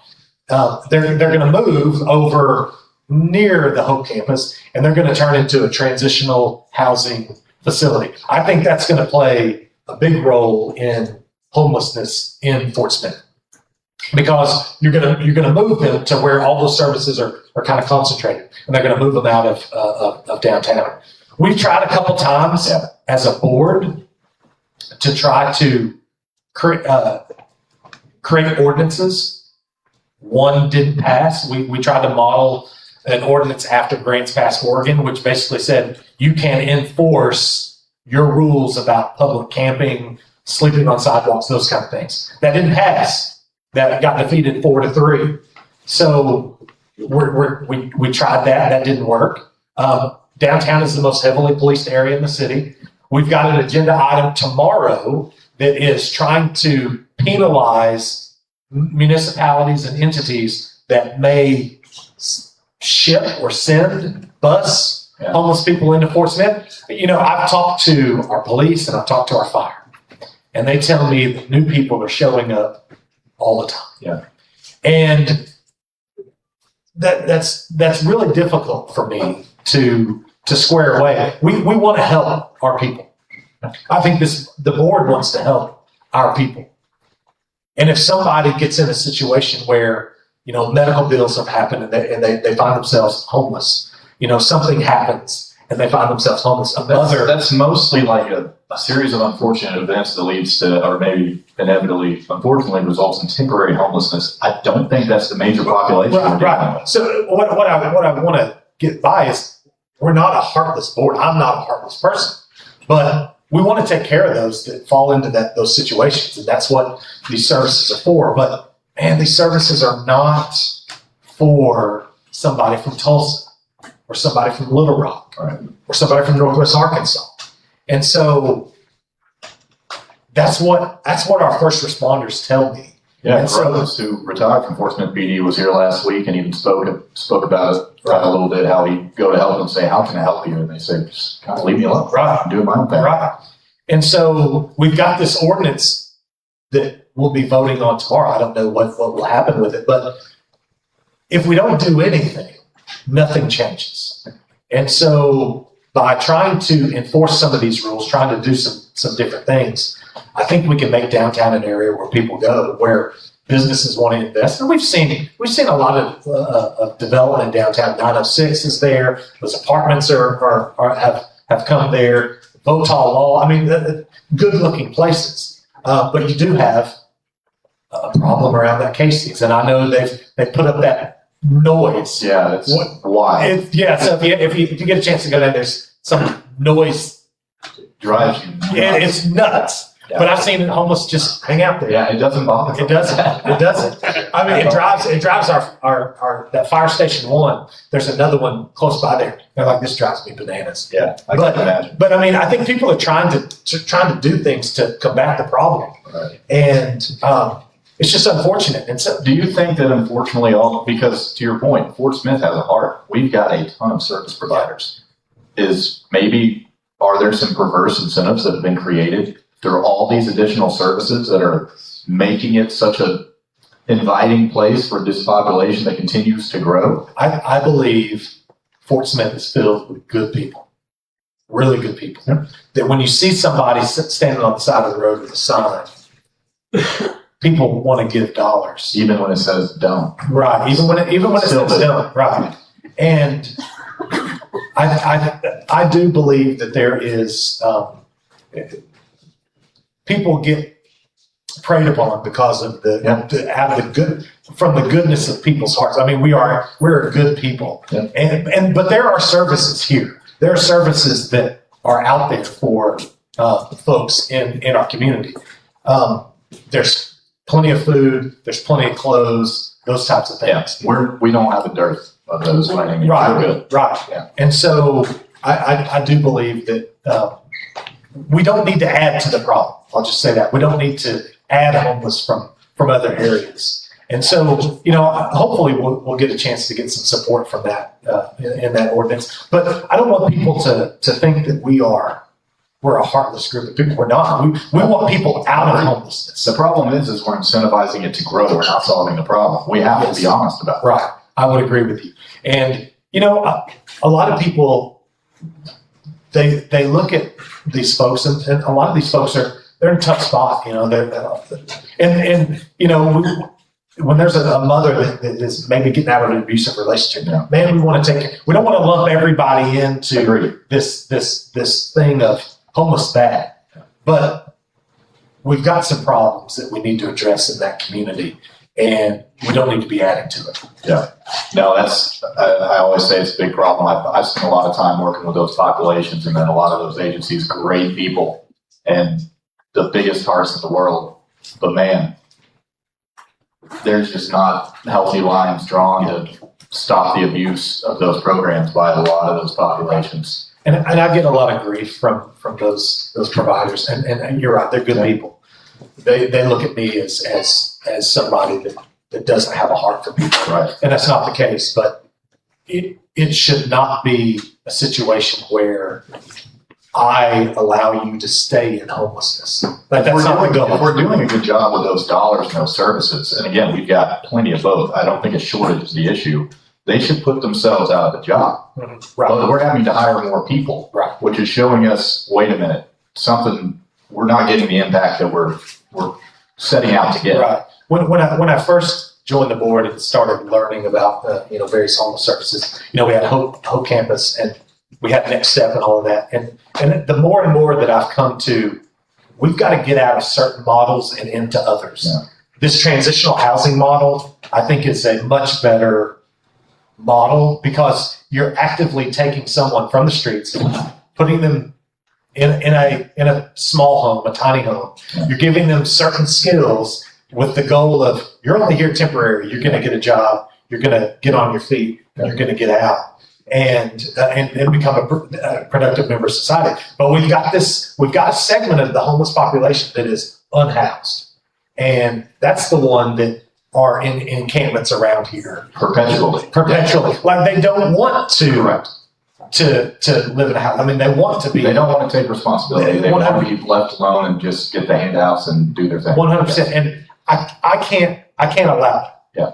I mean, those should be mental health services that unfortunately got closed decades and decades and decades ago. And that's a much bigger problem. To your point, they're not monolithic. That is a different need than the homeless population that a lot of these service providers are even equipped to really service. Correct. Yeah. Correct. Because if somebody's not willing to take agency over their own life, no matter how much life or help you give them, you're not doing anything but draining yourself. Well, and you look at our homeless population. And I'll just be honest, when the Hope Campus opened, it skyrocketed. Yep. It went up. I mean, the numbers just show it. And I'm not throwing shade at Hope Campus, of course, but the numbers just are what the numbers are. And so they shot up and they've kind of leveled a little bit. They've gone down by 5 or 6 people, something like that. But man, we're sitting at 400, 406, something like that. When in 2017 we're in under 200. I mean, we can't let that continue. Correct. Okay. You wanted to talk about flock cameras. Yeah. Yeah, this should be a fun one. So go ahead and solve this for me. How do we determine where that line needs to stop between public safety and government surveillance? 3 words or less. Give me 5. I'm against flock cameras. All right, that's 4. I don't like the flock cameras. I understand the purpose of it. The problem is, it's not just the license plate that they have access to. If you have a bumper sticker, it can read a bumper sticker. So if I have my son has what is it, Smithfield Armory? What's the bumper sticker you got on your Springfield Armory? They make guns and ammunition. Well, that flock camera can read that. And so they now can infer that maybe you guys got a gun. Yeah. He's a gun owner. Somebody brought that. There was a guy that's been at these every week that. Always ask about the data center. Yes. Yeah.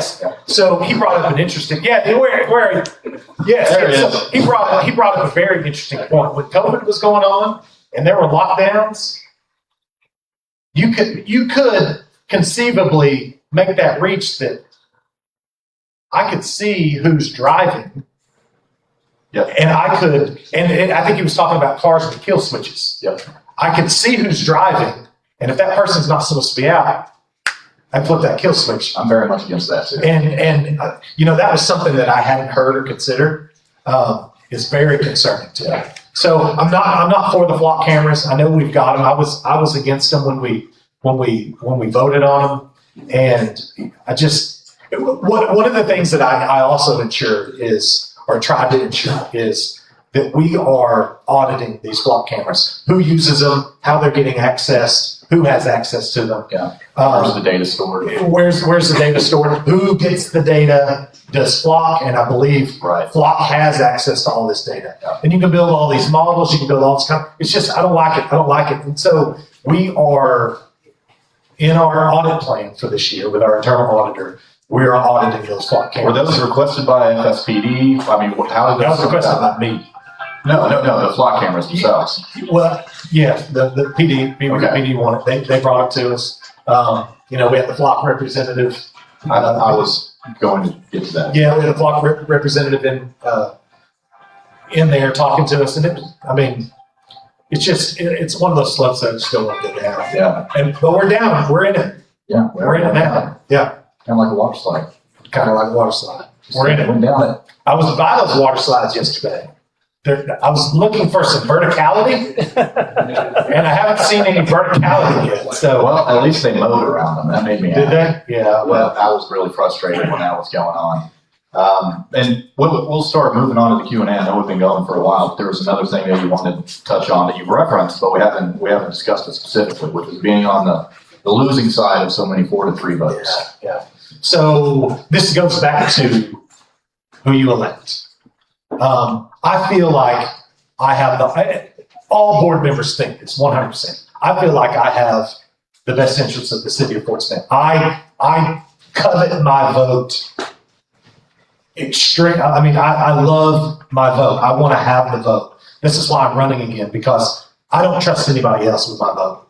I don't trust anybody else in position 7. So you have to make sure that you hire the right person. You hire the person that's going to represent you. And so for the last really 2 or 3 years, I've been on the losing side of a number of key issues, one of those being water slides. And so when you guys step into the polls, I'm elected. I will be there for the next 4 years. But when you step into the polls for position 5 and position 6, and ultimately mayor, you got to make sure that you know how that person is going to vote. I need help. That's what I've been telling people is I need help. Because Christina won't be there anymore. She'll be on the mayor's side, so she won't have a vote. We usually align pretty well. George and I align pretty well. We'll be there. But we got to have 2 other people that really have the best interests of the city and are smart fiscally, that can balance all these things that we've talked about. But then 2 more years, we don't know what's going to happen with the change of our government. In 2 more years, the other 4 are coming up. So I feel like we need to get a more conservative board, a board that is more representative of the citizens of Fort Smith. And ultimately, I want to be on the winning end of a 5-2 vote or a 6-1 vote rather than being on the losing end of a 4-3.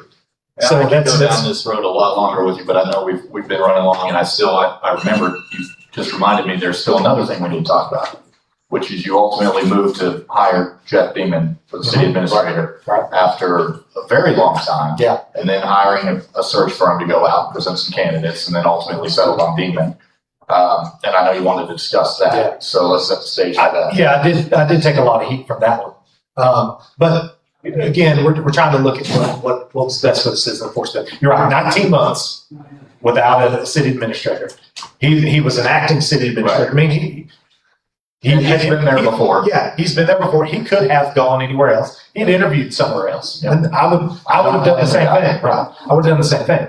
So we go through the first round. There were, we weren't wild about the candidates. Yeah. We narrowed it down to 3. We weren't wild about those candidates. So we moved on from that. And people said, "Hey, we want you to do a national search. We want you that initial search was just the board. The board sourced them, all those things." So we went. People said, "You need to do a national search." We did a national search. We hired a company to go through that. They sourced. I mean, there was a lot of people that put their resumes in. They narrowed it down. We got it down to 5, and then it was down to I think 3 people, 3 external candidates, and Jeff Dingman.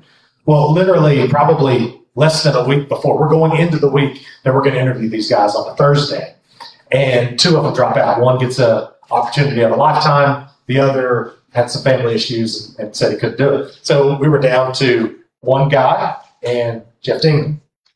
And so when we get into that room to make the decision, it was obvious the other guy didn't have the support. Wasn't going to get hired. The math did not work anyway. Whether I voted for him or not, the math didn't work.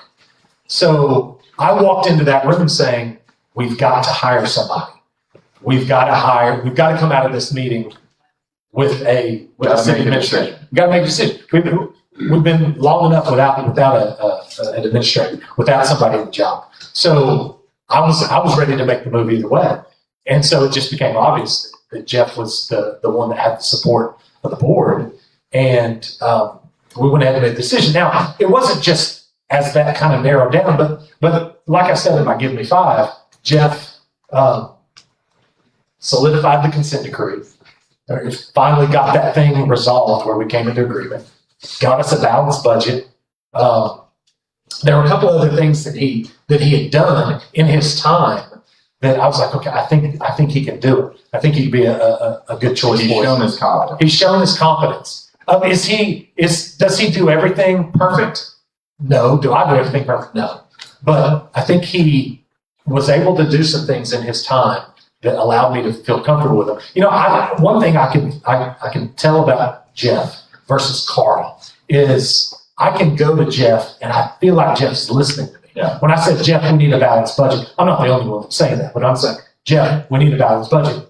He delivered me a balanced budget. Yeah. I remember Carl told me one time, you're just one. You're just one of 7. And he was right. I'm just one of 7. But I need that guy to listen to that one. I need him to listen to me. I mean, he needs to listen to George. He needs to listen to everybody. Right. But I need him to listen to me. And so I found that Jeff did that. And I've always found Jeff to be easy to communicate with, respectful. Mm-hmm. Yeah. Yeah. I mean, he's involved. He's been involved. He's been around for 15 years. I met him when I was going through Citizens Academy in 2010. Yeah. So I think Jeff will do a good job. If we have a change in form of government, he can help transition us into that. And so, I think it works out well for us. And I know a lot of people didn't like it, or some people didn't like it, but. And again, we could ride that conversation another 10 minutes too about that, but you've evolved your thinking on the change of government, I feel like. Since you first came into office in 2016, I feel like I know you, maybe not famously, but with Shane on the street. Oh, Shane put me on the spot. You kind of were calling a little bar, but it seems like you've kind of come around to supporting Well, it, so what I wanted to know, or at least allowing the voters to make the decision. yeah, what I wanted to know, is this something that the people want? Yep. And at the time, I didn't know that. Same. I didn't know what the people want. I know what the numbers look like now in terms of petitions. I know what that looks like. But I didn't know if it had legs. There had been 2 recall petitions on Director Rego and Director Good that did not have legs. Correct. And so I didn't know if this I was under the same assumption. yeah. So I wanted to make sure. About its origins. Right. So I'm wanting to make sure that this works, and I didn't want to be the one that people go and they say, "Oh, look, Neal Martin did it, so I'm going to sign it too." This has to be something of the people. You need to decide for yourself. You need to Work decide out for for yourself. salvation. You need to decide for yourself, but ultimately the people have got to be the ones that make that decision. And so I wanted to see, does this really have legs? Are there people that want to do this? And so I wouldn't necessarily say evolve my thinking, but I wanted to make sure that this is what people want. Yeah.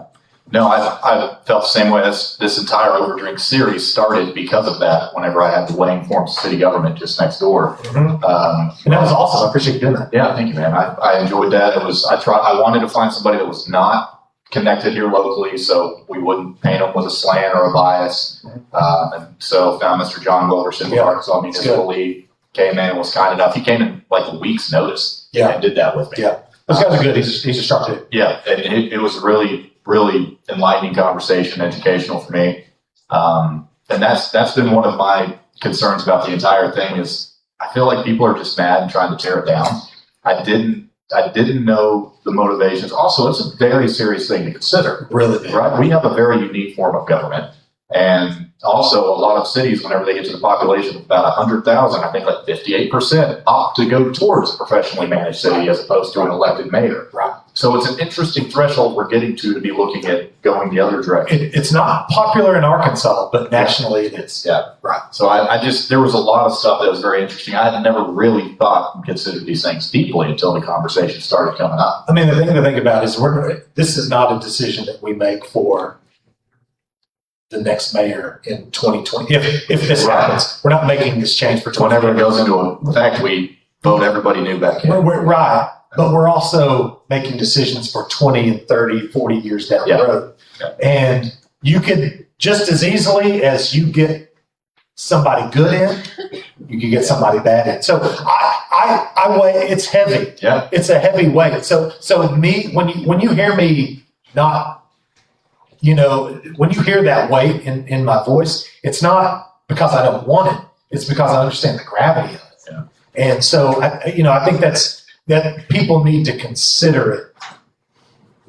They need to thoughtfully consider it, prayerfully consider it. I wrote a 24-page article on it to try and, organize my thinking around it. And at the end of it, I reread it multiple times, chose not to share it publicly because I would have just wasted everybody's time. Right. It's like, I don't know where I come down on this. I see pros and cons equal on both sides here. So I'm not going to influence anybody, to your point. Well, and I think the more that you educate, the more that people hear. Like if these signatures get verified and there's 2608 or 2609, whatever it is, if that happens, people got to do their homework. Yeah. People really got to do their homework and make sure that they know what this looks like. And don't just think about it in terms of, man, I hate that water slide decision. Right. Like we got to look at it long term. Yeah. What's that look like when we can't fire that person that says some people are stupid on a bike? Yeah. What are you going to do? That's my conclusion. How I wrapped up the article I wrote was: do we need a change of government or a change in government? Well, and I just left it there. Well, and I think that you look at there's been a lot of frustration with some of the decisions that the board has made, right. Which I go back and say, man, I've been on the wrong side of a lot of 4-3 decisions. Flip that for me. If we don't change the form of government, at least flip that for me so I'm on the right side of it. Because I feel like I got the best interest. I know everybody does, every board member does, but I want to be on the right side. I feel like I've got the best interest of folks. And so I'll ask for some help. Is there anything else we want to cover? Man, that was good. For the Q&A, man? That was good. No, I'm good. Yeah, like I said, I was intentionally terse on the last 4 topics. We did rapid fire. We could have gone for another hour at least. We'll do it again. We'll have to do it again after the election. I'm booked up till then, but we'll do it then. Yeah. We'll switch to Q&A. We've got the mic over here, so anybody that would like, we'll start the Q&A session now. Jeff's over here with the mic. We got one in the back. Stephen, in the back.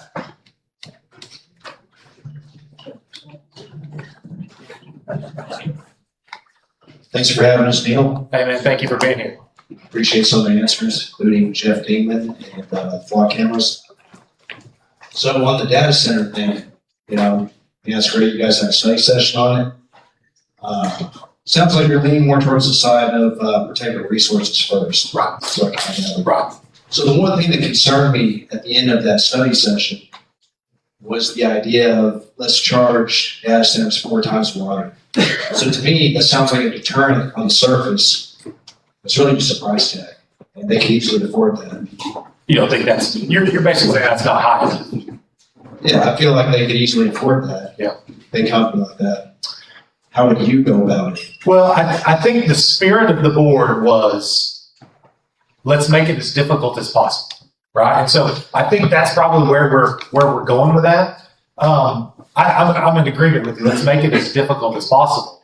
And I mean, there's nothing on the horizon. There's nothing that's happening as it relates to data centers. Nothing's come across my desk. So I just at least want to, everybody to be aware of that. But we want to make it as difficult as possible for them. And so, I think Kevin brought that up as, as a novel approach, but maybe that's not enough.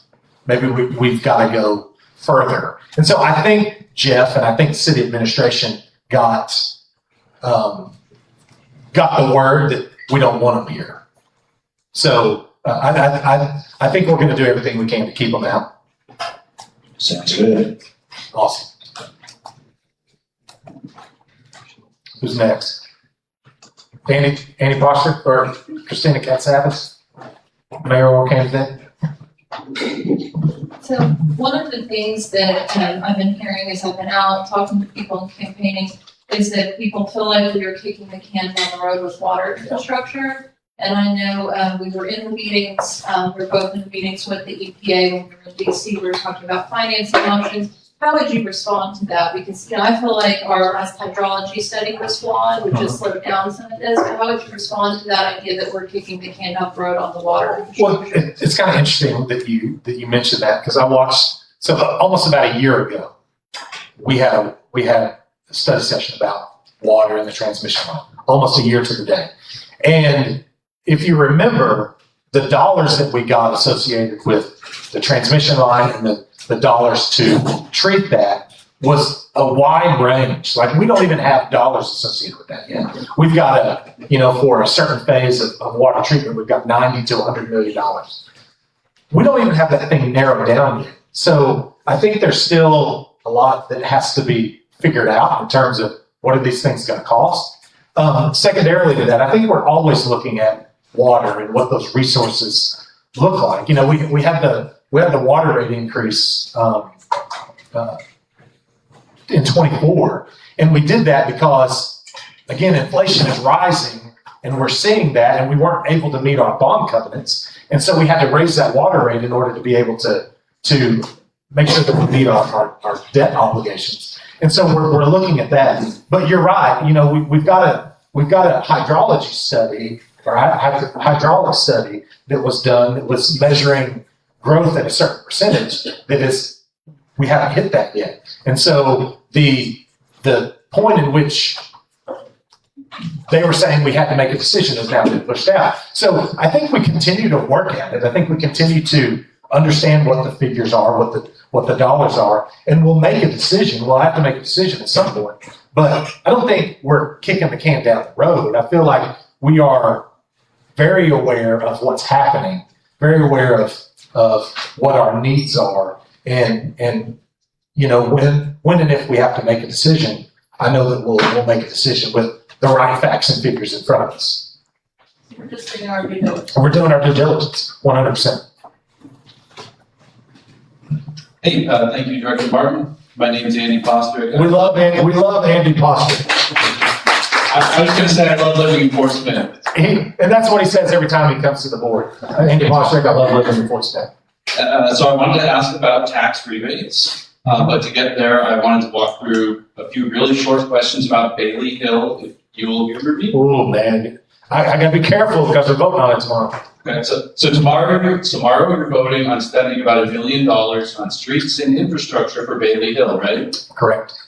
Imagine the housing authority builds the exact same houses, right, where they plan to, but we don't build the streets. And every time it rains, you're driving through mud to get home, mud is splattering the side of your car, you're walking the dog through it and dragging it back to the house. Would those homes be worth as much without the streets? Probably not. So when the public pays to pave those streets, we've made the neighborhood more valuable. Okay. And when one of those homeowners eventually sells their home in 10 years, who gets that increase in value? The homeowner. So we've taken public money and turned at least some of it into private wealth. Wouldn't it be cool if there were a way to recapture some of the value the public creates and rebate it back to the public? Yeah, how do you, what's your plan for that? I'll say the word, but you guys won't like it. It's called land value tax. Land value tax, yeah. Citizens dividend. Oh, we got some claps. Big fan of George's on the road. Yeah. You know, I think, we've really got to study this tomorrow, because the only way this project is where it's at today is public dollars. We paid for so much of that. And so, you know, that's going to go into my calculus tomorrow as we talk about this. This project doesn't get off the ground without the public doing it. And so the question is that what the public should be doing? So that'll be the question that I try to answer tomorrow without giving too much into it. Richard Morris. And then, you know what's cool is I know a lot of these people just through being a city director and being reached out to on various things. So, I mean, one of the highlights is just knowing people and knowing Richard. I know exactly where he lives. I know the challenges that he faces. And, I mean, and Andy Posture, same thing, through this whole process. So, I'm sorry to take up so much time, Richard. Go ahead. My time has to start now. Okay. Do we need that 5-minute clock here? Okay, I like what you said about normalcy, talking about foster children. Yeah. And, you know, when I first saw your family online, I thought you were moment. You just that look, a beautiful family. Thank you. Very proud, and very nice. Thank you. But when you said normalcy a minute ago, I couldn't help but think, how do you, as a director, return board meetings to normalcy? They've gotten out of hand. And I haven't seen you speak up to protest on the hysteria that goes on in these meetings. And you can't do it. So, what are your thoughts on that? Well, I do believe we need to turn down some of the temperature a little bit. More than a little bit, sir. Yeah. You know, I can tell you how you can do it if you want. well, You we, use Robert's Rules, parliamentary procedure. no, Real set. I do believe, Call for a recess, get a second from Judge Casales, you get a second on recess in Harvard. Yeah. That's how you tone it down. That's great. I do believe the mayor plays a big role in that. And I'd like to see the gavel. I don't blame the mayor. If you look at parliamentary procedure, everyone on that dais has the right and responsibility to challenge his friends. Take a vote, take a poll. Maybe you need to bone up on the rules. And use it. You're probably right. I know. I know I've that. for years. Yeah. And I made a comment one, I used to run union meetings, a bunch of crazy trumpets. It's not that hard. I found a couple of real simple rules. So pay attention now. It got out of hand with the last says reformer. I mean, it went nuts. And you shouldn't let it happen because it's a bad look. The opposite terrible. People watching the lives of people who go there. So, you know, No, I agree with you, Richard. it's separate. I think all of us could do our part in terms of making sure that we're keeping things orderly and setting the best foot forward for the citizens of Fort Smith and those folks that are watching. But those are, there's investors that are watching those things too. So we got to make sure that those folks. Yeah, you're driving them away. Right. That's the point. Right. Who's next? Who got Jay? Shane McKinney. Easy question first. How do you take your steak? How do I say what? A steak. A medium rare. Okay, I accept that. You were talking about the Hope Campus and its mission to help us with homelessness and how that the numbers and just observation seem to show that it's not fulfilling that mission. So that's a problem. We need to address it from a different way. When we look at downtown development in Fort Smith over the last 30 years or so, would you say that we might need to reconsider how CBID is working? And what would your thoughts be on that? I think we probably need to look at everything. I know a lot of those CBID guys. They're good guys. I think they want what's best for downtown. I think we need to. I don't think we need to. I think maybe rethink is the right word, but I don't think we need to exclude those guys. We want them to be a part of, but also maybe bring some other folks in that can help bring downtown to a level that we haven't seen in a while. They're a part of it. They're a part of the solution. I think we're all a part of the solution too. You think it needs to be revamped? I don't know about revamp. But yes, Edward Guzman running for state senate. That's right. I'm St. Justin Boyd, bring Fort Smith voice back to its people. Eduardo Guzman. My question today is around civic engagement. So you know that Arkansas is the lowest voting state in the country. And in Sebastian County, about 50% of all of the eligible voters are either not registered or don't vote. So it's a big issue here. So my question would be, what do you say to Gen Z, which is the lowest voting population, about the importance of civic engagement? I know you guys have proposed things like bus campaigns to take people to the polls. What ideas do you have that can seize on the increase in civic activity we're seeing here in Fort Smith? And part of a symptom of this low civic engagement is what's happening in your particular race, running unopposed. Don't you think it would be better for residents of Fort Smith to have a choice in every race? Yeah, so at one point when I was sitting on the board, 6 out of 7 board members were unopposed.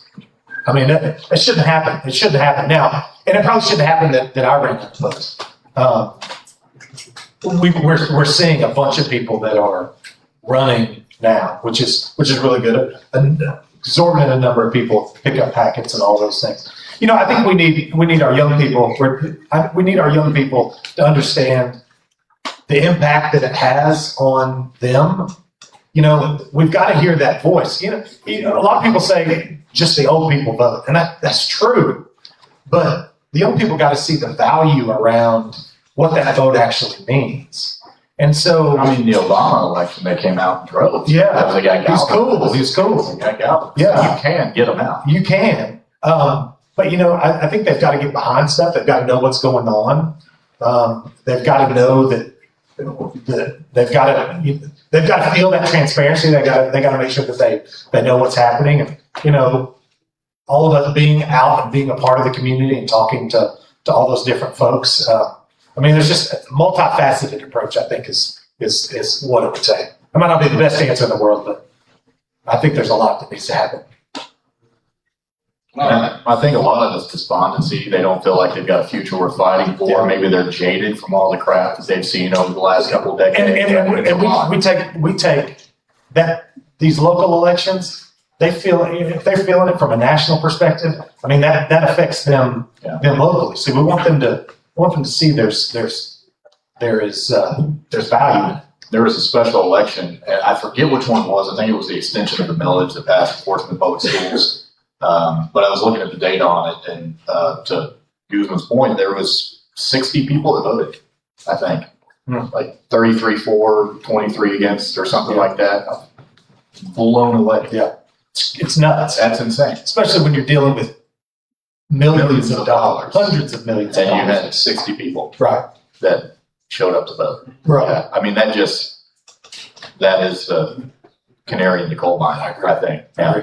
Joe McCutcheon. Yeah, I think the biggest issue facing Fort Smith is the water infrastructure issue. As you said, over probably a year ago, we had a study session. And in essence, the director said that we were one pipe away from a major crisis. And we've heard crisis after crisis. And they also placed a price tag on it of $580 million. That's tough. And so the board is kicking the can down the road. Prior boards, this has been going on for a decade and a half, 15, 20 years now. We're looking at our next consent decree issue. And the question is not coming up with a price tag. I think we know the price tag. I mean, we've already been given that in a study session a year ago. The question is that this board doesn't want to address, and I think you're the man to get the job done. You have no opponent. You're articulate. You're conservative. You understand. You do your homework. The question is who's going to pay for it? And I think that's the elephant in the room that this board doesn't want to address. And we can keep kicking this thing down the can until we have a major crisis, like was it Jackson, Tennessee, or Jackson, Mississippi? Jackson, Mississippi. Because literally, we're one step away from not having water on the east side of town, the military complex, and it's going to be a major crisis. And what we need to decide is how we're going to pay for it. Is it going to be water rate increases, or is it going to be more debt? And neither one are good options. But if we don't start looking at it now, we're looking at another consent decree, because these things don't get cheaper. We've got $800 million in the consent decree, which, by the way, 2,500 Fort Smith residents voted for, and we've got 46,000 registered voters. So, will you agree, and will you push this issue to make this the top priority, so that we don't have a water crisis, we don't have another consent decree, and in 3 years down the road, it's another 800 million, because so. Yeah, I mean, we've got to do something. We can't not address it. I mean, obviously we know we've got a problem. Now, I think there's a big gap in terms of 585 is top end number. There's a $200 million window between these two. And secondarily to that is when you talk about treating all that water, there's some phases that you can go with that to where you can adjust this thing out a little bit. But from a funding perspective, it's going to take a lot of different ways in which to do it. It could be bonding. We're going to have to make sure our federal partners are keenly aware of what's going on, continue to get dollars from them. There's a lot of different ways that we're going to have to address it, but we're going to address it. I fully believe that. But, obviously we want to make sure that it is done at the least amount of impact of enforcement ratepayers. We've got to make sure that our outside customers who we're selling water to, or who we sell over 40% of our water to, Mountain Bird and Winslow and other cities around. Winslow might not be right, but Witcherville, all those cities around Fort Smith, 40% of our water goes there. They need to come alongside us and help fund this thing. So we're looking at those contracts that we have with our contract water users, and working to get those things to where they're right sized, and so we're all sharing this burden. Eric Wyman, what's up? Hello, Neal. How are you? I'm good, man. What do you know? Good. Thanks everybody for coming out. Yeah. Thanks to Dave for. Yeah, man. Hey, thanks everybody for being here. I definitely appreciate it. It's been awesome. Okay, so Joey spoke about the water transmission lines and how important that is. I really think that the Baby Hill money, that $1 million could be used towards that. Or the housing authority is acting like we owe them $1 million, that the city said they would give them $1 million. And, Crystal looked that up and that's not true. That has to be done right now, or can we put that on down the road? They want it done right now. Tune in tomorrow. Tune in tomorrow. I'll be there. Tune in tomorrow. I do want to make mention, one thing I do want to make mention of real quick is I will say that my family is the most politically active family in the state of Arkansas. So sitting up there at the top, we have the mayor of Paris. Is the mayor of Paris still here? Mayor. That is my cousin, Daniel Rogers. So he's the mayor. I have, is it Kim or you? Yeah. Kim is on the council at Mulberry. So she's on the city council at Mulberry.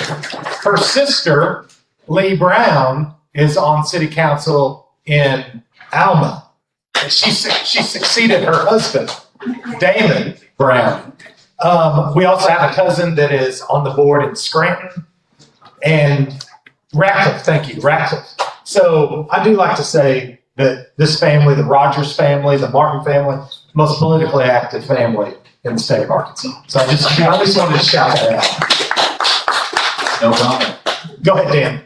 All right, Dan Williamson, Neal, it's been really a pleasure to watch you over the last 3.5 years, how you process and how you speak and it has been helpful. And I really appreciate what you shared about me as foster parent. I did that for 9 years. And so it's not the plan part. Thank you.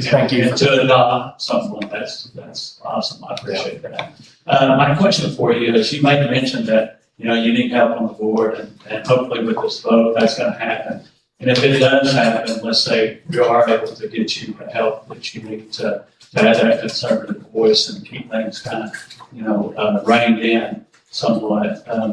When you're working with those new people on the board, my question is kind of how are you going to go forward, like with the vision? It seems to be easy to manage things when everything's going well, but to me, the vision, unfortunately, is lacking. And so, and I know you're only that one voice. You were told by Carl you were only that one voice, and Don't let me back. and I bet it did, and pushback. But I guess I'm tying all this together because finding out that we have contracts with cities that haven't been negotiated in some of them 40 years or longer. Yeah. Well, why being on the board would you just now find that out? I don't know how things happen behind the scenes. Just seems odd. That seems like a lack of vision tied to those people that are making the decisions on the board. And so how could you speak to that, and what would you do different with those people on that would be there? Well, I want to bring those new folks along. I want to bring those along. You're on my side. Let's go. We sit down every year in a strategy session, and we come up with things that we want to do for looking forward, looking down the road. And I think it's making sure that once we put those things to paper, that we're actually working towards it. There's a lot of those things that don't necessarily are city related. Some of them are jobs related, economic development related, that we need to partner with Chamber of Commerce. We need to partner with UAFS. We need to partner with Miles. All these different entities that can help come on board with this. But we need to make sure that, and this is, I think, what the board has talked about with Jeff Dingman, is putting actionable items towards the success of that city administrator. So we say a goal is X, you got to do A, B, and C in order to get to X. And so holding them accountable to that, I think, is something that we've got to do. We probably haven't done as good of a job with. A lot of times we set these goals, but we don't ever go back and revisit them. How are we doing on these things? So it's like everything is set up for us to be successful. We're just not following through on it. So I think we got to make sure we do that. So with that, I'm just kind of going back to that 40-year, some of those contracts, are there, and I think this goes just back to the transparency. When all that's being revealed, I never heard at one meeting or anything, anybody said, we should have done this different. This got by. There was never really an explanation to anybody at the meetings or for the city why there would be such a big gap. Well, So, accountability. I mean, it's one thing to, make mistakes and overlook things, but own up to them. Yeah. I'm looking for leaders that can own up to things and say, this is what we're going to do, and this is how we're going to do it different. And so, that's what I hope you're able to do. Yeah. I want to make sure that we're holding people accountable that need to be held accountable for that type of thing. Exactly. Anybody else? Oh, y'all get tired. End it? Mom says end it. Mom says end it. Ladies and gentlemen, thank you for another wonderful evening. Thank y'all very much. Thanks for coming on. Thank you. We're doing it again next week, following week, probably Labor Day weekend. Then we'll be doing the state and the Senate sessions following the conclusion of the at-large city director session. Appreciate everybody. Definitely. Thanks, guys. Appreciate See y'all it. next week.